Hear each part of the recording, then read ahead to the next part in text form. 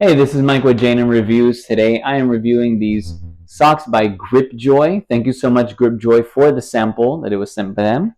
So these are toddler socks. These are the multicolor.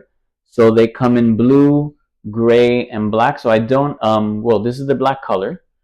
And I don't have the blue with me because my son is wearing them.